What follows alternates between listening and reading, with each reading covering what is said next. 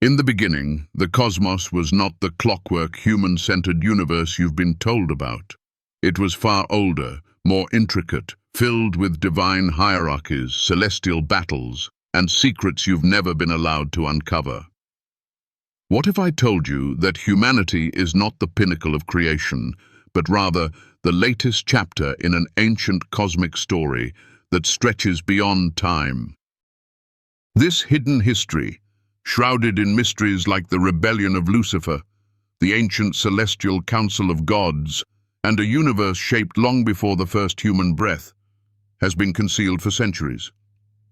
Why, you ask, would such crucial truths be buried beneath the veil of common belief? Could it be that we've been fed a story that keeps us small, blind to our real purpose in a divine plan far grander than we can fathom? What if the angels, those powerful beings mentioned in ancient texts, were not only present at creation, but were the ones watching over the earth's birth? And what if the mighty Lucifer, far from being a mere myth, was once a rebellious figure in a cosmic war that led to the very fabric of our universe being torn apart? In this video, we will journey beyond the veil of the anthropocentric view that has dominated for millennia. You'll uncover the ancient truths that connect the rebellion of the dragon, the divine family, and the cosmic reset. We will examine the real significance of Genesis 1:2 and the creation of Earth, not as an original act, but as a cosmic remediation after the Great Celestial War. You'll discover how ancient megalithic structures, like the pyramids, are not just man-made wonders, but remnants of a forgotten civilization that once held the secrets of the universe. By the end of this journey, you will have a new understanding of humanity's place in the cosmos, no longer as an afterthought, but as a pivotal part of the divine redemption story. But be warned, once you see the truth of the universe, the world you once knew may never look the same. You were born to reclaim this universe, not to merely witness its unfolding. So let's dive deep into the grand cosmic drama that has been hidden for too long, where we are not just actors but co-creators, destined to restore what was broken, ready to awaken. Before humanity walked this earth, the universe was already teeming with life, life that existed in forms far beyond our comprehension. Long before the dawn of time as we know it, beings of unimaginable power and wisdom were watching over the birth of the earth. The Bible, though often read as a simple spiritual text, hints at a much grander, older reality. In the book of Job, we are challenged with the profound question, "Where were you when I laid the earth's foundation, when the morning stars sang together, and all the sons of God shouted for joy?" The morning stars, those celestial beings, were not planets, but angels, divine entities that existed far before humans were even conceived. The earth was not created for us, but for them. And yet we were chosen to be part of a story much greater than ourselves. These angels, the sons of God, were present at the birth of the earth. They stood in awe of the Creator, witnessing the unfolding of creation itself. This scene, often glossed over in religious teachings, tells us that the world was not formed for human beings alone. It was a grand cosmic event, and humanity's role in it was far from being the center. But in the midst of this divine assembly, something went terribly wrong. The rebellion led by Lucifer, the fallen one, shattered the cosmic harmony. His pride and desire to overthrow the divine order didn't just affect the heavens, but it rippled through the entire universe. The tale of Lucifer is more than a moral lesson. It is a cosmic tragedy that has shaped the very fabric of our existence. Lucifer, once the most exalted of angels, decided that he wanted more. He was not content with the position that was given to him. He believed that he could usurp the throne of the Creator, and in doing so, he led a rebellion that fractured the universe. It is said that Lucifer took a third of the angels with him, creating a rift that has lasted for eons. This was no mere cosmic skirmish. This was the fall of a celestial kingdom, a rebellion that echoes through time, influencing not just the spiritual realm, but the very world we live in. The book of Revelation, a final testament of the cosmic battle, speaks of this ongoing struggle between good and evil.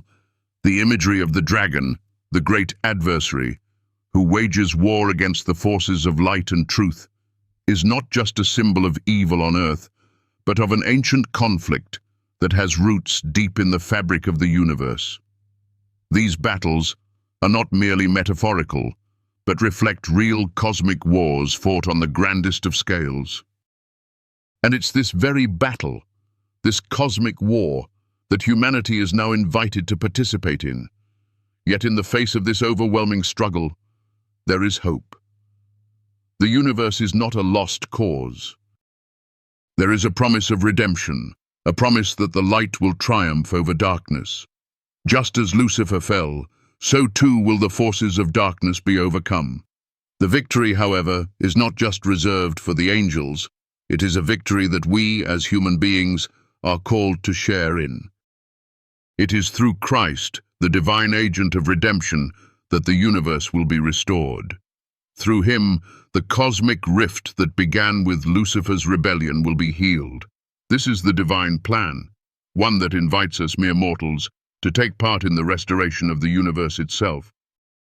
This is the heart of the Christian gospel, the good news that we are not simply created beings meant to exist for a short while and then disappear into the ether. No, we are part of a cosmic family, a divine family that stretches back to the dawn of time. The promise that Christ offers us is not just the redemption of our souls, but the redemption of the entire cosmos. It is a redemption that restores all things, both on earth and in the heavens, to their original purpose. In the beginning, God created the heavens and the earth, and he did not create them in vain.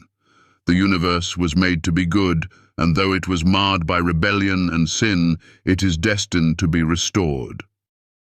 But what does this mean for us, the sons and daughters of this divine family? It means that we are not just passive observers in the story of the universe, we are active participants in the ongoing redemption of creation. We were created not to simply live out our days, but to join in the divine work of restoring what was lost.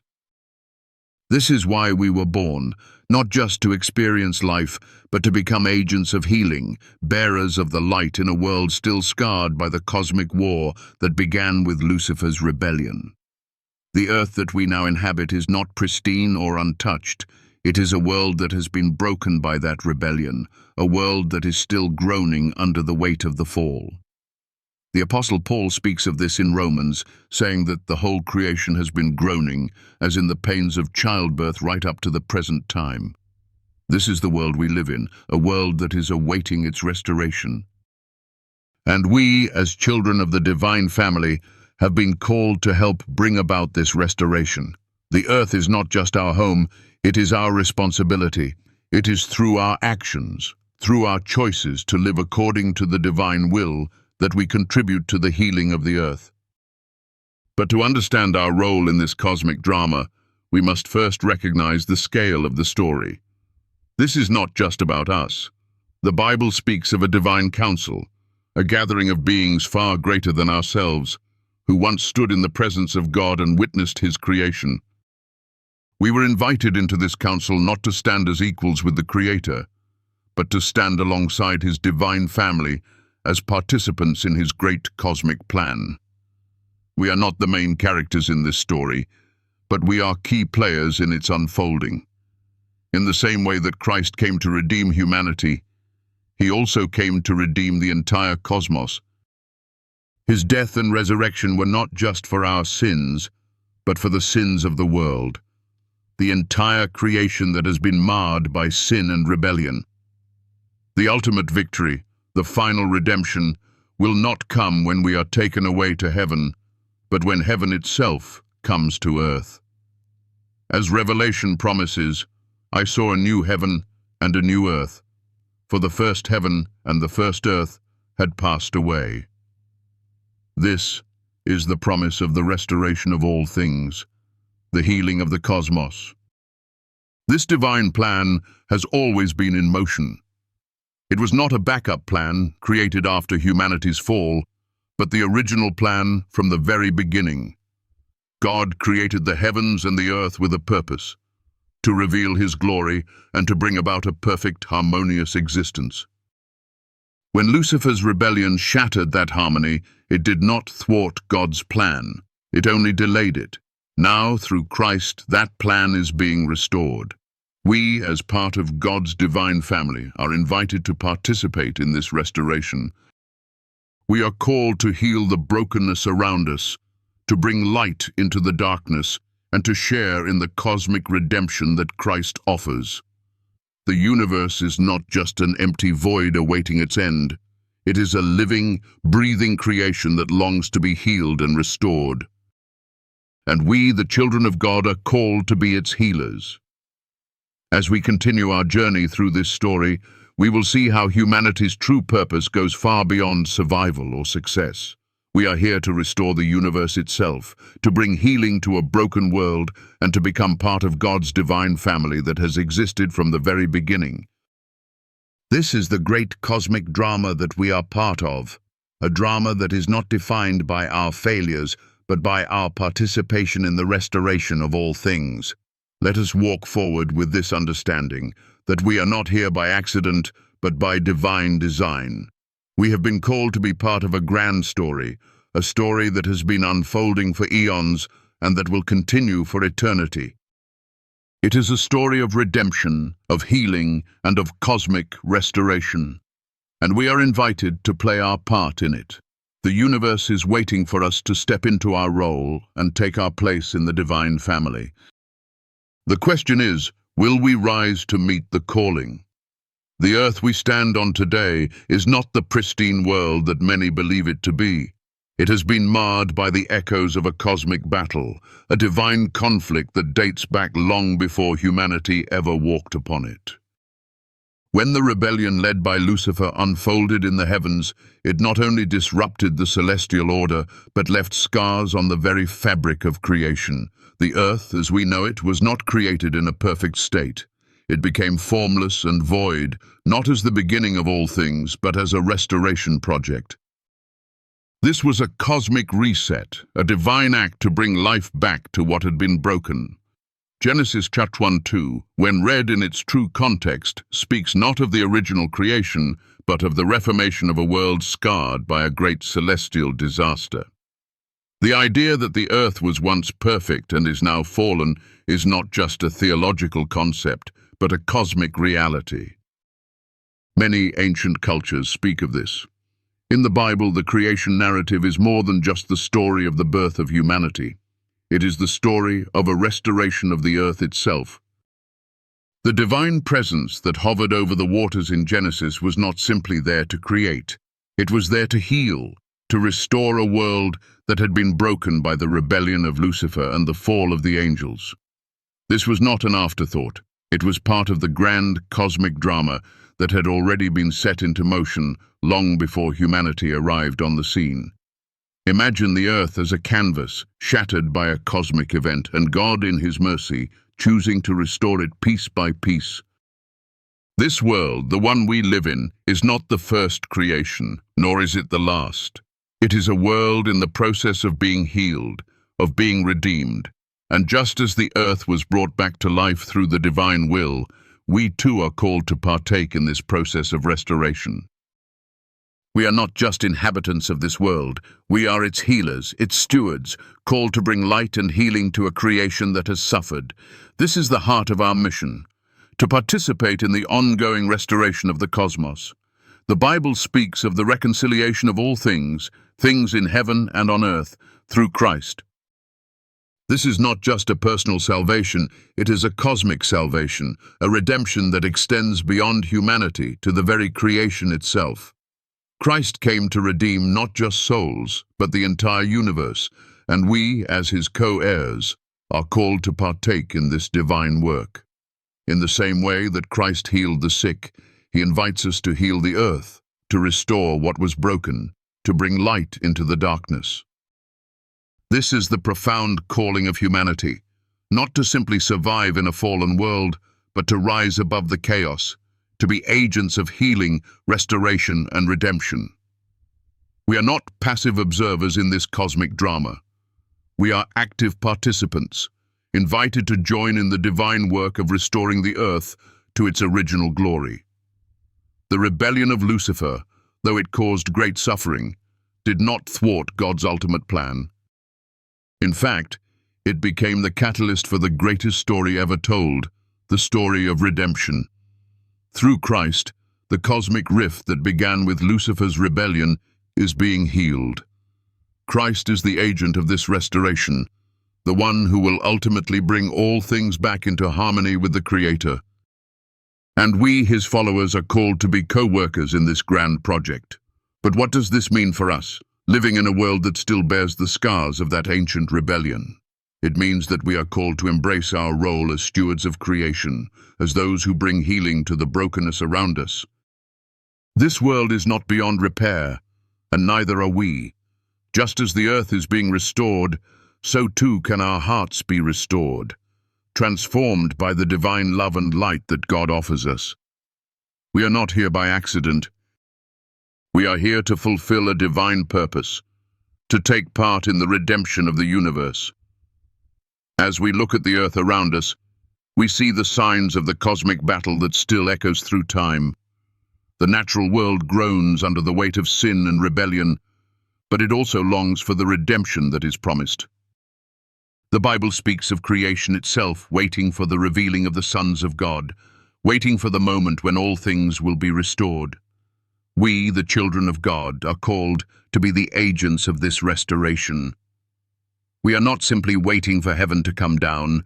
We are called to bring heaven to earth, to bring the light of Christ into a world that still lies in darkness. As we continue in this journey of healing and restoration, we must remember that our mission is not just to save our souls, but to save the world. The earth is not ours to exploit, it is ours to care for, to nurture and to restore. The divine plan is not simply about us, it is about the redemption of the entire cosmos. And as we take our place in this grand story, we are not only participating in the healing of the earth, but in the healing of the universe itself. The coming of Christ is not just the fulfillment of a promise for humanity, it is the fulfillment of a promise for the entire creation. The return of Christ will bring the final restoration, when heaven and earth are united in perfect harmony. This is the culmination of the divine plan, the moment when all things are made new. And we, as co-heirs with Christ, are called to share in this glorious restoration. We are not simply here to survive the chaos of this world, we are here to overcome it. The victory over darkness was won on the cross, and it is through that victory that we are invited to participate in the healing of the world. We are the bearers of that light, the ones who are called to bring healing to the brokenness around us. And as we do, we are participating in the divine plan, a plan that has been unfolding since the beginning of time. Just as the earth is being restored, so too is our relationship with God. The rebellion of Lucifer, the fall of humanity, and the brokenness of the earth have all been part of the divine story. But the story does not end in defeat. It ends in victory, in the restoration of all things, and we, as part of God's divine family, are called to be a part of that victory. We are not waiting for a future redemption. We are living it now. Every act of kindness, every moment of healing, every time we bring light into the darkness, we are participating in the restoration of the universe. The question is not whether the earth will be redeemed, but whether we will rise to fulfill our role in that redemption. Will we choose to live as co-creators, restoring what has been broken, healing what has been hurt, and bringing light into the darkness? As we look to the future, we can take comfort in the knowledge that the victory has already been won. The cross was not just a moment in history, it was the moment that changed everything. Through Christ, the universe is being restored, and we are invited to take part in that restoration. The healing of the earth is not just a distant dream, it is a present reality, one that we can participate in every day. As we walk in the light of Christ, we are walking in the light of the new creation, a creation that is being restored one moment at a time. And we, as part of that creation, are called to bring healing and restoration to the world. The Great Flood, this pivotal event in human history as told in ancient texts, is not merely a symbol of moral punishment, but an integral part of a divine reset, a universal cleansing that echoes through the very fabric of existence. The flood that swept over the earth was not an isolated local event. It was a global deluge, a cataclysmic event that reshaped the world, a divine judgment that set the stage for a new beginning. Yet the flood's true significance is far greater than the simplistic moral lesson of sin and punishment we often hear. The Bible hints at a deeper cosmic purpose, a restoration of a world that had been marred by rebellion, a cleansing of the earth that was necessary for humanity to fulfill its purpose in the divine story. The story of Noah is not just about an individual and his family escaping catastrophe. It is the story of God's faithfulness to his promise of redemption for all creation, and the beginning of the restoration process that would ultimately lead to the cosmic reconciliation of all things. Noah's Ark was not just a boat, it was a vessel of hope, a symbol of divine grace in the midst of divine judgment. God did not leave the earth to be destroyed. Instead, he provided a way of escape, a means for humanity and creation to be preserved for the next chapter of history. The ark itself was a foreshadowing of the salvation that would come through Christ, who, as the New Testament tells us, is the fulfillment of the promise made to Noah. Through Noah's story, we are reminded that even in the darkest times when the world seems to be falling apart, God is working behind the scenes to restore and redeem. This is not just a story of survival, but of divine intervention, where God acts to preserve his creation and set things right. In the same way, the promise of restoration is not just a future hope, but a present reality, one that we, as children of God, are called to participate in. We are not merely waiting for a future paradise. We are called to bring that restoration to the world around us, to participate in the healing of the earth, just as Noah did in his time. As we look around us today, we see a world that is still reeling from the effects of rebellion, a world that is groaning under the weight of sin and suffering. But we also see the signs of renewal, of creation being healed and restored as God works through us to bring about his divine plan. The cosmic reset that began with Noah is still unfolding today, and we are invited to take part in that process. The flood may have wiped out an ancient world, but it also set the stage for the restoration of the earth, just as Christ's death and resurrection set the stage for the ultimate redemption of all creation. We are called to be agents of that redemption, to bring the light of God's love into the darkness and to help heal the brokenness that still exists in the world. The ancient flood, then, is not just a historical event, it is a living metaphor for the ongoing work of redemption in the world today. It reminds us that God is always at work, even in the midst of chaos and destruction, to bring about his plan for the restoration of all things. The flood was a cleansing, but it was also a rebirth, a new beginning for humanity and creation. In the same way, we are called to bring new life to the world around us, to bring healing to the broken places and restore what has been lost. As we move forward, we must remember that the flood, like so many other events in Scripture, is not just about the past. It is a pattern for the present and future, a reminder that God is at work in the world today, healing and restoring all things. And just as Noah's Ark was a place of safety and refuge in the midst of judgment, Christ offers us the ultimate refuge, the ultimate salvation, in the midst of the brokenness of our world. This is the great promise of the gospel, that we are not doomed to live in a broken world forever, but that through Christ, all things will be made new. And just as Noah was called to build the ark, we are called to build something greater, the kingdom of God on earth. We are called to be co-laborers with Christ in the restoration of all things, to bring healing to the earth, to reconcile all things to God through his Son. This is the divine mission we are called to, a mission that is not just about us, but about the entire cosmos, about bringing God's light into every corner of creation. As we embark on this journey of redemption, we must remember that we are not alone. Just as Noah had his family with him, we are part of a larger family, the family of God. Together, we are called to restore what was lost, to bring hope to the hopeless, to heal the broken-hearted, and to help bring about the cosmic redemption that has been promised. The flood was a turning point in history, but it was just the beginning of a much greater story, a story that continues today and one that we are invited to be a part of. And so, as we look forward to the final redemption, the final restoration, we must remember that it begins now, in our hearts, in our communities, in the world around us.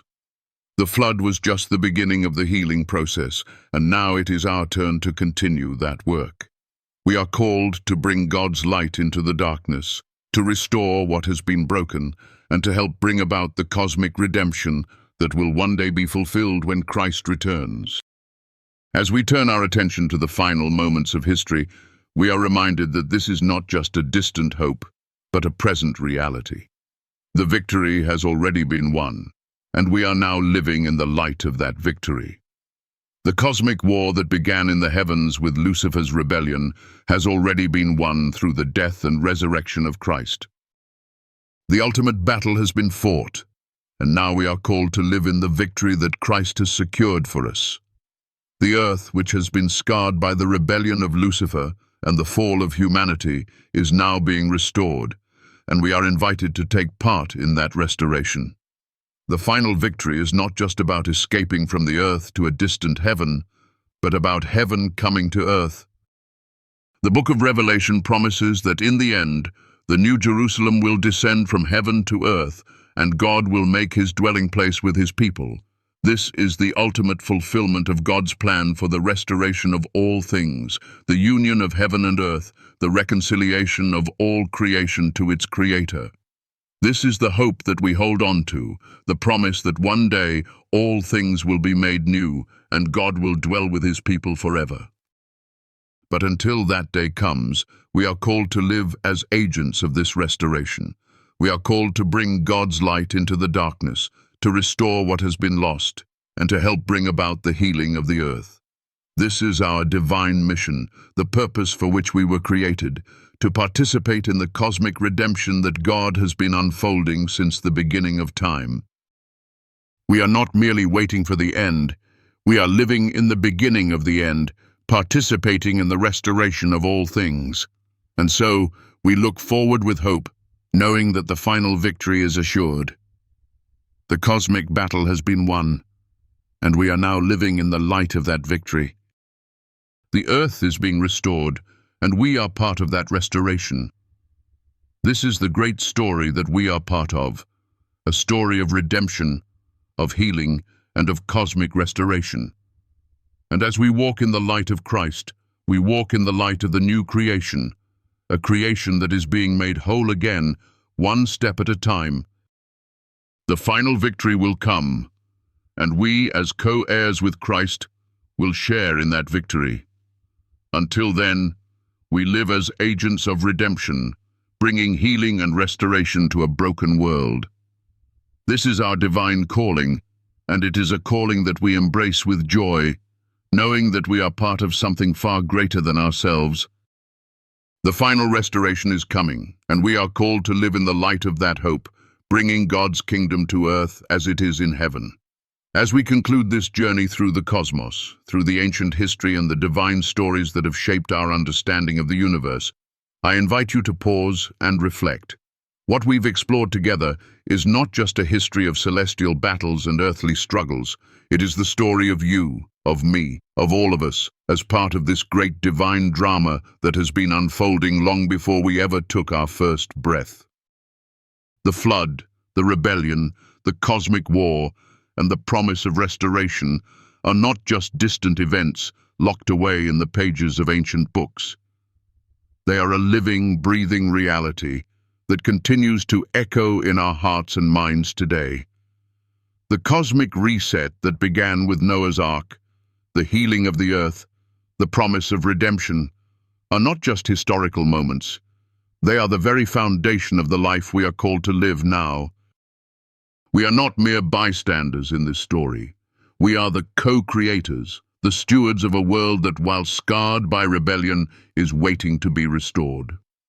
When we speak of redemption, we are not just talking about the salvation of our souls, but the healing of all creation. The universe itself, in all its vastness, has been waiting for this moment, waiting for the restoration promised through Christ. Just as the earth groans under the weight of sin, it also yearns for its renewal, its reconciliation with the Creator. We are part of that restoration. Through every action of love, through every choice to walk in the light of truth, we contribute to the healing of the world around us. This is our calling. This is our purpose. And it's not something that is reserved for some distant future. It is something we can live in the here and now. As we've seen, the divine family, the angels, the celestial beings, the very creation itself, are all part of this grand story. And we, as humans, have been invited into this family, not as mere spectators, but as active participants. Our place in this story is not defined by our mistakes or our past, but by the promise of redemption that is available to us through Christ. Just as he came to restore the brokenness within humanity, he also came to restore the universe itself.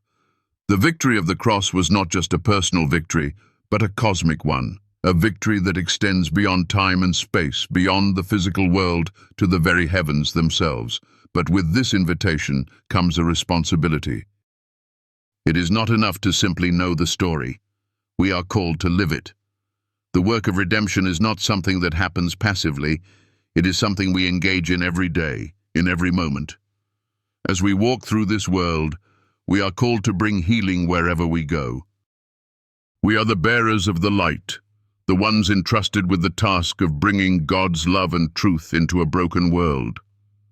We are not just waiting for the end of the world.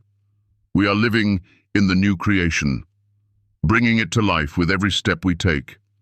If you found value in this message, if this video has spoken to your heart, if it has helped you see the world in a new light, I ask that you share a bit of that light with us. Your support, no matter how small, is not just appreciated, it is treasured. Each comment, each like, each subscription is more than just a number. It's a reminder that we are not alone in this journey, that together, as a community, we are walking towards the restoration of the world, one step at a time. And if you feel moved, if this message has touched you in a way that words cannot fully express, I invite you to show your support. Every act of kindness, every bit of encouragement, helps keep this light shining. It fuels the passion to continue sharing these messages, to continue speaking the truth, and to continue spreading the healing power of the divine story that has been entrusted to us. Your support is more than just a gesture. It is a vital part of this mission. It is through you, through each of us, that the light of God's love is spread throughout the world. And as we work together to heal the brokenness around us, we fulfill the divine purpose that we were created for. So, if you feel that this message has made a difference in your life, I humbly ask that you like, share, and subscribe. Every little bit of support, no matter how small, is invaluable to me, and it will help us continue this journey of sharing the love and truth of the gospel with the world. As we close, remember this: the story of creation, the story of redemption, and the story of restoration are not just stories of the past. They are living stories, unfolding right here, right now. We are a part of that story, and every moment we choose to walk in the light of truth, we add a little more healing to the world around us. The ultimate victory has already been won, but the journey is far from over. We are still part of that grand drama, and each day we have the opportunity to choose how we will live in it. So let us continue to walk in that light, to bring healing wherever we go, to be agents of restoration in a world that so desperately needs it. And remember, as we journey together, we are never alone. The divine family is with us, the angels are watching over us, and Christ himself is leading the way. With each step we take, we are part of the great redemption story that is unfolding before our eyes. Let us take that step with courage, with faith, and with love, knowing that the victory is already ours.